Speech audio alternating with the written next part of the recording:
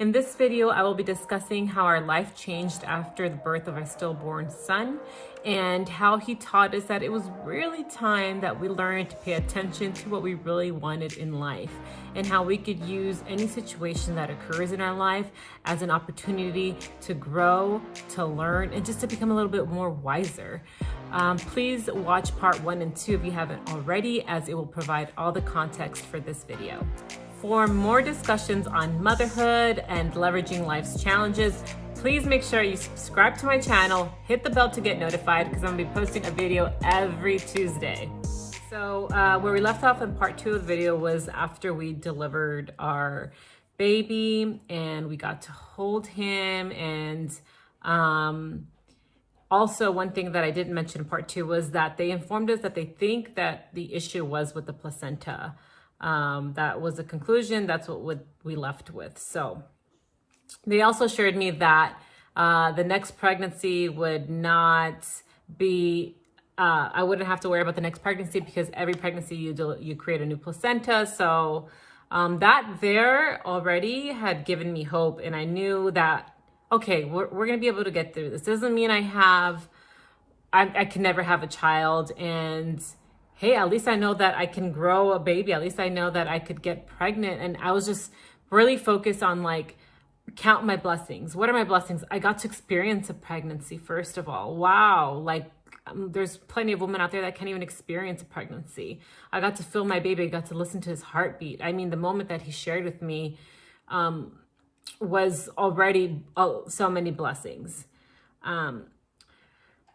What I did want to touch base though on is when we left, there was an energy within us that was just like an unsettled energy. It's as if we could no longer stay in the situation and the setup that we had at the time. I wasn't happy with my job. My husband wanted to change careers, and we needed to do something about it. 2 weeks after the stillbirth, again, it was just that unsettled energy. We had to do something. So I remember we've always been kind of into personal growth. We enrolled into this neuro-linguistic programming course. We went after work every day. My husband and I went to this course, and we really were very intrigued by it. We kept learning. We learned how, just how to be conscious of our thoughts, and the fact that when you pay attention and you listen and you start to learn how to really focus on what you are thinking about. Why am I just thinking about that right now?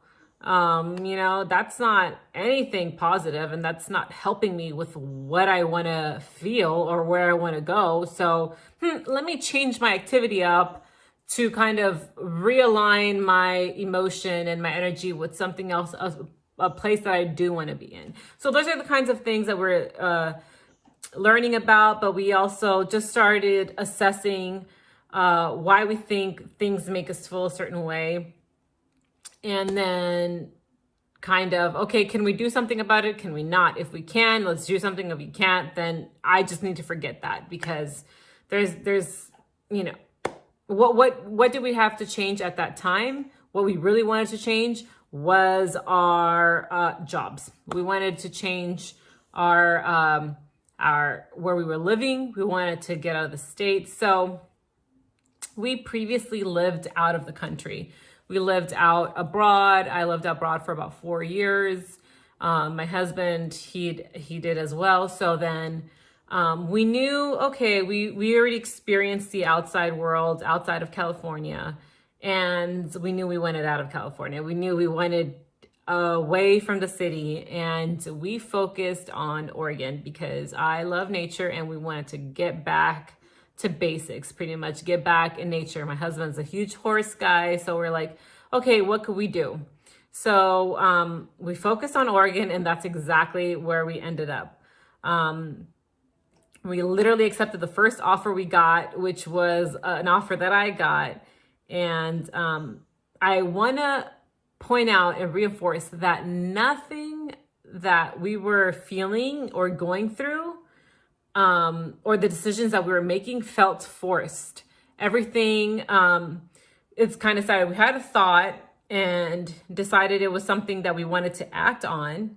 And as soon as we started acting on that thought, it felt good. The doors just started opening up for us. There was one job that my husband really wanted, and no matter where he applied to this job, whether it was in Oregon, California, different states, it was not happening. It was just not happening. So obviously it's very disheartening. It makes you want to feel a certain way, but he, we just had to drop it. Obviously that door is not opening for a reason. So, let go, let God. What door is opening? This happened quickly. We got the job.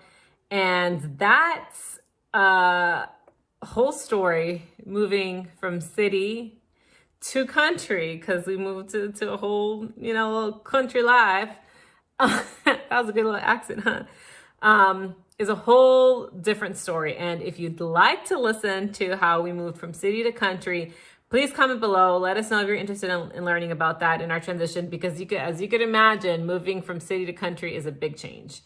Okay, fast forward to today, and we live on a farm. We are starting this farm up ourselves. It's about 100-year-old property, and the house is 100-plus-year-old. We're remodeling, we're breaking down walls, we're updating, and it's been a heck of a change from where we were at before all of this happened. But it was, again, the needed change. We learned to breathe again. And what I mean by that is really just slowing down in life. Really slowing down. We both had a lot of releasing to do with, again, our son, our stillborn son, taught us so much about release and let go.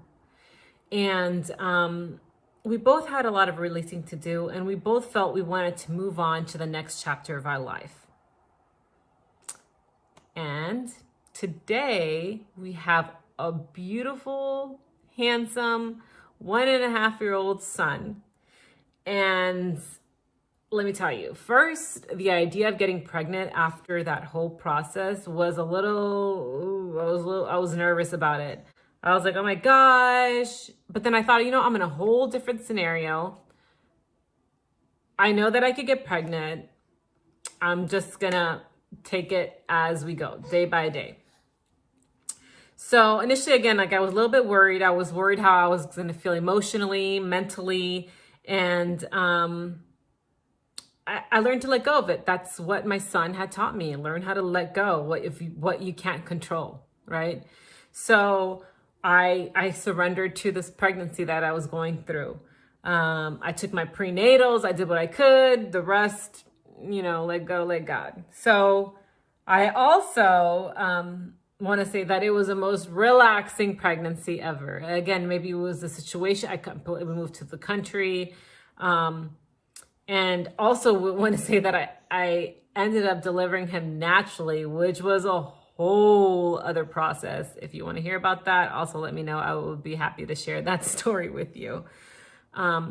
So the main thing that I want to share with you guys here is that we went from a stillbirth experience that was the most the hurt, painful part of our life together. We went from a stillbirth to a new birth, not just a new birth of our wonderful son, a new birth of life, a new perspective of thinking, of taking action, of learning when things are working for you, learning not to force things when they're not meant to be, generally. I hope you guys enjoyed listening to part 3 of this series, the last and final video.